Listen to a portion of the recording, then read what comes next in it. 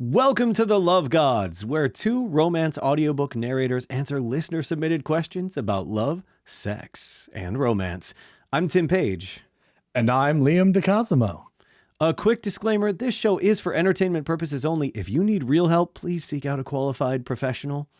And please do not listen around the children. We will be discussing many adult-themed topics, and they might just be too young to have those conversations. Or they might not. Really, and I think even if they are ready for them, do you really want us to be the ones that are teaching them? I don't think so. I kind of want us to be the ones teaching them. We can educate this world, you know? Like we can take this world to a better place. Is that what we're saying? A better place, a place, we can take it somewhere. Yeah. What place it will be, I don't know. Well, we're on the YouTubes. We did it. We did it. We did it. We said we were going to do it for a long time, and here we are. Yeah, we promised 2025 it would still be a cesspool dumpster fire, but at least you get to see our beautiful faces. So right now you can be horny and get bad advice. So it's perfect. I'm always horny. So that wasn't going to change. While you're here, if you could just do us a favor, take your private bits and just put them on the like button and subscribe button, if you will. Everybody's like, smash the like button. I'm like, how about you just just gentle hump. Yeah, just give it a little bit of something. As you know, we're getting into YouTube. It's going to help us a lot. So that'd be really cool. And if you're listening to audio, you can still subscribe in your favorite podcast player because we will continue to have the audio version. But now we're on the tubes of you. The tubes of you. I don't know why that just sounds like somebody brand new to marketing trying to make some suggestions. What about the use of tubes? I don't think so, Chucky. Time for you to go. We're on the tubes of you. Is that your fallopian tubes? Is that what we're doing? I'm not sure what's happening, but we're there on those tubes too. So yeah. I love it. Well, we've got some great questions. We're going to waste no time. We have no sponsor today because the sponsor is you watching us on YouTube. And by the way, if you're listening and you want to watch us on YouTube, it's at The Love Gods. So you go to YouTube, you search at The Love Gods, and that's us. YouTube.com/at The Love Gods if you need an URL to get to us. So I love it. An URL. An URL of sandwich to get to us. Do people say that? URL? Like a URL? They say URL? You and me, but we're not. We're not the litmus test of what's cool or relevant in today's society. I'm my own litmus test. All right. I'm like, did that feel cool? No. Okay. Cool. That's pretty much everything I ever say. At our age, I don't think anything feels cool anymore. I think everything just hurts. This is painful. I know. We were setting up for this, because we had to test all this stuff and figure it all out. And Liam just, bent over, and that was the end of that. So he's not exaggerating at all. I had to plug something in underneath my desk, and it would you just hear everything creak as I got down there. And then my wife was in the room, and she goes, "Are you going to be able to get back up?" It's bad. It's pretty bad. You did it though. You got back up. I did. I'm here. Yeah. Still breathing. All right. Well, the first question comes in from Love Bombing. And they say, so I've been dating this guy for a very short time, like a month, and he just told me he loves me. Now, I understand people can fall quickly, and I definitely really like the guy, but my friends have me worried that this is a red flag. They called it love bombing and said it's a way for guys to control women. Should I be worried? Who should I take this one, or you want to take this one first? Yeah, go ahead. You could take that one because you love bomb everybody. So you can speak from experience. Yeah. So there's a lot to be said about love bombing. I know that it is definitely something that people do, but I also think because it's become such a thing, I think a lot of people jump right to, if somebody says I love you relatively early in a relationship, they jump right to, oh, that's love bombing. And I don't think that that's always the case. And I say that as somebody who has had relationships where I said I love you pretty early on, not super early, but pretty early on. And I'm for sure not a love bomber. So I know that there are situations where that's the case. And I think if the guy was just constantly overly affectionate, just overdoing it all the time. I think maybe that's something to watch out for, but he also might just be an affectionate kind of guy, which I think a lot of people like and a lot of people don't. So I think that's one thing that you can keep an eye out for. But I don't think that him just saying I love you a month into the relationship is necessarily something that's bad. I mean, if he feels that way, he feels that way. And I think if you're nervous about it, if it's something that either you're not ready to say or you're not feeling yet, you could just have that dialogue with him and just be like, hey, I'm glad that you feel strongly about me. I really like you as well. I'm not there yet. But let's just continue doing our thing and, seeing where things go. I feel like that's the reasonable way to approach it. I don't think just because he said, I love you, you need to be like, oh, Ted Mosby. Like, I don't think it's necessarily that. I just think you can have that conversation and say, no, I'm not there yet, but I'm glad you're happy and I'm happy too. And let's just see where things go. What do you think, man? Yeah, I would agree. I think it's difficult because everybody feels love differently. And you could love somebody, but it's not the same as like I'm in love, or like that you have like I don't know how to describe it, more like a stronger resonance to the way that you're feeling these things. Yeah. For Brittany and I, we said I love you very early on, but we had been long distance communicating for a long time. So I think it was sort of a culmination. We had built up that affection for one another. And I would even say like the love that I had for her then 15 years ago is very different than the love that I have for her now. So like, you can love somebody or be in love with somebody and it can still change. It grows or it disappears or it just, like I said, it changes over time. And I don't think there's a right or wrong way about that. And I find it difficult to judge somebody else on when they felt that affection or like when they felt like they were falling in love or had fallen in love. So I wouldn't particularly say it's a red flag. I think of it like love bombing is more of when they over gift things and they're messaging constantly and there's just this stream of communication that's happening that isn't reciprocated from the receiver. And I think then at that point that can become a little bit more of like what people would consider love bombing. But I don't know if in this case that's what it would be. This might just be a case of somebody has fallen in love faster than the other person, and I don't think there's anything wrong with that. Yeah, I think it's really hard to be able to tell. Like, I understand, your friends had you worried or whatever. I understand that's a thing, and they're probably looking out for you. Maybe they've had that experience and they're projecting a little bit to where guys have used it as a manipulation tactic. And love bombing is for sure something to watch out for. But in this case, it really just doesn't seem like that. If you're not seeing any other signs, if you're not noticing that there's, trouble in paradise or he's showing other manipulation tactics, then I think for now you could maybe have a little bit of, I don't know, just be on guard a tiny bit. But other than that, just enjoy this relationship and see where it goes. Yeah. Yeah. Don't count it out before it really starts. Yeah. I don't feel like there's any reason to be worried. Not to say that it couldn't be, and you might find out down the road that, oh God, he was love bombing all along. But for now, it seems premature. It's just penis pics constantly. Just every 5 minutes, just a new shot of the penis. It's not even the same picture. He's like got better angles and it's not hard. It's just flaccid dick. Yeah. That'd be called dick bombing. Dick bombing. That's right. I don't know how I feel about dick bombing. Well, I have love tattooed down my dick, so it's still love bombing in my case. I did the tattoo. I've never tattooed anything, but I tattooed love on Liam's dick. So can you imagine? But it's back. It starts from the tip, so it's like LOVE and E's closer to It's weird. So like evil. Oh, love, got it. You're an idiot. Yeah, but you're inserting your love one letter at a time. Is that how it works? Yep. True. I'm pretty sure that's it. Yeah. Well, I hope that helps, love bombing. It probably doesn't because we're not very good at this, but I think, I think enjoy your relationship and enjoy the fact that somebody's showing love to you and see where that goes.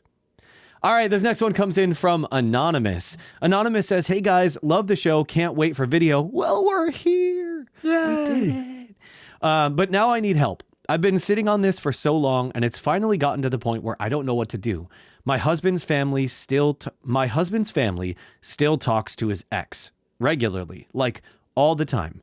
And it has always bothered me, but obviously I can't control what they do. So I've tried for years to get over it, but lately it feels like it's become untenable.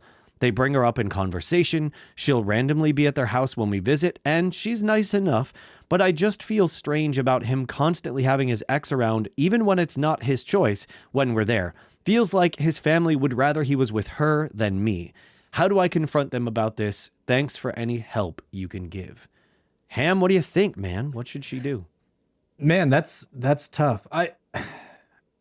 If you haven't spoken to him about it first, I would say that's where you need to start. Like, that conversation needs to occur between the two of you, because then at that point, he at least understands your feelings, and whether or not he understands them or agrees with them or even just sympathizes, that's a starting point. And then he may know a better way to kind of broach that with his family to kind of lighten the blow. I feel like if you go in guns blazing, just trying to confront the family about it, it may get their hackles up. It may build more of a barrier between you and them and the relationship that you're trying to build. So yeah, I would say my advice would be talk to him first, express your concerns, see if he has noticed anything or if he understands where you're coming from. If he doesn't, or if he refuses to kind of understand that, I would point out specific examples. I would have those ready before you even talk to him, but have specific examples and see if he can sort of explain it, because, you know, some of it may be where you're constructing it because you're nervous about building a relationship with them. So it can get harder to kind of see that through somebody else's lenses, but vice versa. Harder. It can always get harder. But on the same side, like for them, they may not see it from your point of view. So be patient. It may take multiple conversations, and they may be doing that without even noticing. They may not even know that they're kind of keeping you at arm's length, or that they're bringing up his ex on so many occasions. But I would say start that conversation with him first, and then from there build into how you would approach that with the rest of his family. What about you, Tim? I know for you, just kick in the door and be like, "What the fuck is wrong with all of you?" But yeah, just cause chaos and drama. You're kind of a wild No, I'm a piece of shit is really what you're getting at. Yeah. No, I think so. Two things. One is I would say invite her into the relationship and just threesome. You know, that seems to me like the right way to go. That. Yeah. I don't like that. No. Sure you don't. I think you do like that, and you just don't want to admit it. No. So really, truthfully, what I think the issue is here is that, one, I want you to be able to understand why it's such a strong issue for you. Not to say that it shouldn't be. I'm in no way saying you shouldn't feel a certain way about this. I think that that's perfectly reasonable. But part of my thing is, you know, you had mentioned feels like they'd rather, what did you say? He was with her than with me. And that to me screams that there's a little bit of insecurity there for you. Like you might have some feelings, you might be, you know, you might feel inadequate, or you might feel like, you know, she's got something that you don't, or whatever insecurities. We all have them. I'm for sure not shitting on them because I have my own insecurities. But I think part of the concern with this for her is probably your insecurities, and you're feeling like, well, if she's always around, I'm always going to feel like she's there and like she's always like still a shot for him or whatever. So I think you need to confront that within yourself and work through that, maybe even before you address it with the family. Because I think if you address it with the family, or, you know, with your husband, and then you address it with the family together, and you go into it with this healthy mindset of, you know, it makes me uncomfortable that she is, you know, such a feature in our lives. She is his ex. I think it's fine for her to be around from time to time, but I'd really like it to not be a constant focus on her. I'd really like the focus to be on the family that we have now, the current, myself and my husband, all of us together, not her. But I do think that there's always going to be that, I think there's going to be that bit of like, oh, she's jealous. Like, I think the family, no matter what you do here, is always going to be like, well, just because, she and he are not together anymore, she worked her way into our family. Like, perfect example. So Sarah is still very much close with my family. Granted, we have a weird relationship. It's not as if like we are obviously exes, but our lives are not completely separated from each other. Like it sounds like, your husband and his exes are. But again, building that relationship, I'm big on, like, I've built a strong relationship with Sarah's family. They became my family, and us breaking up doesn't mean that like they're not family anymore and I don't care about them anymore. And same goes for my family with her. They built a relationship over the course of a decade plus. So it's not so easy to just be like, well, out of my life forever. So I think that's one perspective to come at it from for you, is to understand like, hey, she made herself a part of that family. She became a part of that family, and they may love her even though the relationship didn't work out. They still love her. They still want her to be a part of the life. It just might have to be, if you are uncomfortable with this and your husband is on board with it, it might have to be like, hey, we're totally cool that you have this relationship with her. We don't really want to be around her very often. Every once in a while is fine, but we don't want her to be such a big part of our lives. And if you approach it like that and they're kind of on board and everybody can kind of agree with it, I feel like you'll be okay. But if you approach it from the, she's his ex and she shouldn't be around, I think it will be, you'll get a lot more pushback, probably both from your husband and the family, maybe. What do you think of all that? Yeah, and you kind of bring up an interesting point too, because I guess I missed that part where like she's still involved and around. Because here's the thing too, I don't know if you know what the relationship was before. Like they could have been like childhood friends. So this person has been around for an incredibly long time. So it's difficult to just say, hey, you know what? You got to go. Like we can't have you around because it makes me feel uncomfortable. There probably is more to that than what you may think. So I would say that conversation with your husband, that's where I'll kind of fall back to that. That's where you should start. But everything else, yeah, I think there's probably a degree of jealousy internalized that needs to be dealt with first, and understand like, what is it about this person being around that you're worried about? Is it just that the family brings this person up, or do you see your husband saying or doing things that would have you doubt his commitment to you? Yeah, that's a good point. Because there's details that maybe haven't been discussed. And if there are issues, like you clearly made this very specifically related to his family and not necessarily him. But if he's doing things that are making you feel like maybe, she shouldn't be around, then that's definitely something to discuss with him. I agree 100%. It has to start first off with you internally figuring out where you're at and why you feel this way. And then it needs to continue on to your husband, and you need to go in together as a united front to be able to confront this. Because otherwise I think you're always going to run the risk of coming off as like the jealous woman, which is probably not the case. It doesn't sound like that's the case. It just sounds like you're like, this is a lot of her. And again, I'm trying to come at this from an outsider perspective, because again, in my life, if I were looking for a serious relationship, anybody that I'm with would have to be comfortable with having my ex regularly around, because she's in my life all the time. So, yeah, I think if you approach it from a healthy mindset and you go in together with your husband, I feel like that's the best way to do it. And it's not making demands. You're just bringing, hey, these are my concerns. These are my worries. These are my feelings. And hopefully, they can get on board with that. Yeah, I like that. At the end of the day, threesome. Yeah, I mean, that's the easy solution. That's almost a cop out at this point. Well, let's all just fuck. Yeah. I had somebody that I had been talking to at one point years ago after Sarah and I broke up. And she was like absolutely adamant that she was going to have sex with me and then go downstairs and get Sarah and bring her up and have her have sex with us as well. And it was like, I was like, no, neither of us are in any way interested in that. We do not have that kind of a relationship. And she was like, no, I'm very convincing. And I was like, okay.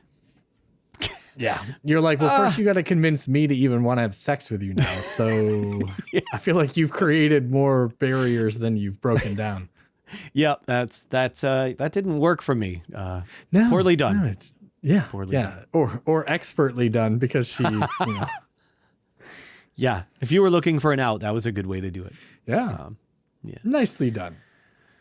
All right, so our last question of the show also comes in from Anonymous. Anonymous says, do you guys think you can come back from a breakup that sorta didn't count? We got in a big fight. He said some things. I said some things. I said we were done. He said he agreed. Then we both instantly melted down and agreed it was a mistake and that we don't want it to be over. We worked through the issue and got back together, but now it feels like there's this thing hanging over us. Are we fucked? How do we move beyond it? So I feel like a lot of relationships have that moment. I feel like a lot of relationships have that time where you're just so angry, you're just so in the moment, or you're hurt, you're so hurt and you're in the moment. And it's almost like you can't envision a world where you can break through this issue. And so you just decide it must be over in the moment instead of like, doing the responsible thing and waiting and taking some time and figuring out where you're at when you're not so like emotionally overblown.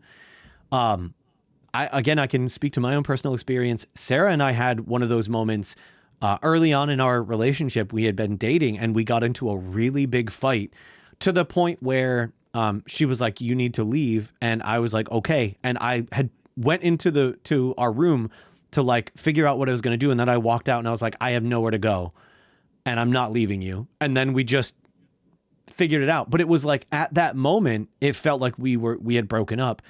And I could say from our experience later, it never really felt like there was that thing hanging over our head. Like for us, it was kind of like, yeah, we had that moment, but like we knew we were not leaving each other. Like we were not going to end things because we had a fight. And it was like our first moment of like, okay, this resistance can happen in our relationship and we can get through it.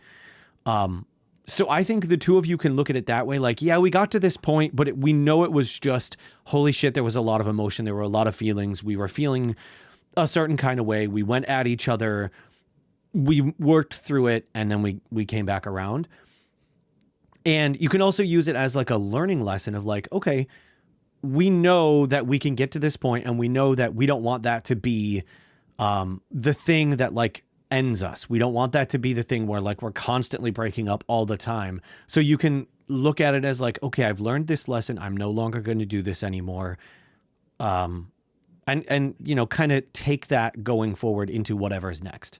Liam, what do you think as I stutter my way into my point? No, I think it was well said. And it's interesting. Brittany and I, for 15 years that we've been together now, we never let ourselves go to bed angry. So we always make sure that for whatever argument we get into, that it doesn't even have to be that like one person apologizes, because that's not always the purpose of the argument. It's not always that one person was right, one person was wrong. Sometimes it's just you're both feeling a lot of things, and sometimes it's not even because of each other. Like there are other influences that are kind of overstimulating you, and you're just letting all of that frustration or all that pressure go at your significant other because they're your sounding board. They're the other person that's supposed to be there to kind of help you through whatever issue. So sometimes that's her and I, like we'll vent, we'll get everything out, and then we just talk about something else. Like even if we were just arguing, maybe we go in separate rooms, or maybe we're both sitting in the same room and we're just angry. Sometimes we're right next to each other on the couch, still angry. And then one will lean over to the other one and like show them something on their phone or ask them a question or put something else on the TV. Like, I don't think every argument is you have to win or lose. I think that people kind of get that into their heads that an argument means that one person's right and one person's wrong. And that's not always the case. It's perception. It's, your perception defines your reality. And in your reality, you may be right. And the other person may be right in their reality as well. It's more about finding that common ground, getting whatever it is off your chest or, that weight off your shoulders, and then just finding commonality with your significant other. So fortunately, like knock on wood, for me and for Brittany, we've always found a way around that. And, I'm fortunate to have that in my partner, that we are on the same page, and we are both willing to work through whatever the difficulty is or whatever the argument. We make a joke that we get one big blow up every year, because that's pretty much the way that it seems to happen. I'm sure it's probably more than once, but there's only like one that we remember, and then like a year or two past that, we won't even remember that argument. I don't think we've ever have had an argument that was so intense that even right now I could recall what the argument was about. So, yeah, I would say to get back to this particular question, I would say don't let that be a weight that hangs over your head. The fact that you got it off your chest and then you guys were pretty much immediately able to reconcile, I would hold more onto the reconciliation and move forward from there. Yeah, absolutely. And that's the thing. I agree with you on that. So many people look at arguments in their relationship as if it is one person trying to win. But most of the time, really all it is like two people that aren't feeling like they're being heard. Mm-hmm. I feel like that's so much of those arguments. And I know you didn't write in asking about the argument per se. You wrote in to ask about what to do afterwards. But still, I feel like when we approach those arguments with the point of like, okay, I'm seeing a certain point of view, my partner is seeing a different point of view. How do we reconcile that difference between there? Because there's a lot of space in there to find like, okay, I see where you're coming from. And I think that's one thing I had to get really good at, was learning how to go, okay, I see where you're seeing things from, and I'm telling you that that's not how things actually are. So how do we get to a place where we can understand, okay, we both are seeing this differently, and maybe you might not necessarily believe that I meant things a certain way, but I know I meant them a certain way and you're seeing it a different way. How do we get to a place where we go, okay, acceptance, we just have to either agree to disagree or give our partner that understanding of like, okay, I know you well enough to know that even though it didn't feel to me you meant it a certain way, that I trust you enough and I believe in you enough that I know you didn't mean it that way, so we can come together. Well, you and I used to do that a lot. Like when we would have a discussion, right? Mm-hmm. And we would spend a good majority of being like, do you mean this? Like, is this what you're talking about? Because there was no point getting into an argument about something if you and I were on the same page from the get-go. Like it's page. There's no reason for me to be like, oh, argue this. And you're like, yeah, I know. I said the same thing. I think it's important also to establish the I guess the ground, like the foundation of what your argument or your rant or your disagreement or whatever the case may be. Make sure that you understand the base notes of it before you're trying to build everything else on top. Yeah. And then use that for you specifically, Anonymous, use that understanding of like, okay, you had mentioned in writing in that you got to that point where you broke up. And then after, shortly after that, you were like, wait, you both were like, holy shit, we don't really want to break up. And then that moment of like, we really don't want to break up is what was the catalyst for you figuring out the issue, solving the issue. So now going forward, you can say, okay, we know we don't want to break up even when we're heated, but we know we're apart. Let's use that, whatever tools we used after we broke up last time, and just skip right to those tools and use those to get better. But I don't think you need to have it hang over your head. You broke up or you didn't break up. It really doesn't matter. You're together now, and it's not like this is like, well, we know we can break up now. It's like, no, you can survive a breakup, if that's what you even want to call it. So I think that's the way to look at that, and hopefully that takes you forward. So, yeah. I mean, and if it doesn't, then you're fucked. I really don't know what to tell you. Well, sometimes if it does, you're fucked. That makeup sex can be really good. This is true. No, I don't. That's one thing. Brittany and I do not do makeup sex. If we argued, not getting laid that night. No, Yeah. if we only got along all day long, didn't argue once, I'm not getting laid that night. If we ate food that day, I'm not getting laid that night. No, I'm just kidding. I'm just kidding. If we exist, not getting laid Yes. that night. Yes. She's like, you have 2 kids. There's proof you've gotten laid at least twice. So Yeah. get over True. it. Yeah, I love it. I love it. All right, well, that's going to do it for this round of shitty advice. If you need some shitty advice from us, toss your question in the comments below if you're on YouTube, or you can head to thelovegods.lol to send it in anonymously, and we will answer it on an upcoming episode. Please be sure to like and subscribe and all that hot stuff, and we really appreciate you so much for watching our very first YouTube episode. We're going to do more. This is just the beginning. So thank you for watching or listening if you're listening to the podcast. I'm Tim Page. And I'm Liam DeCosimo. And we are the Love Gods.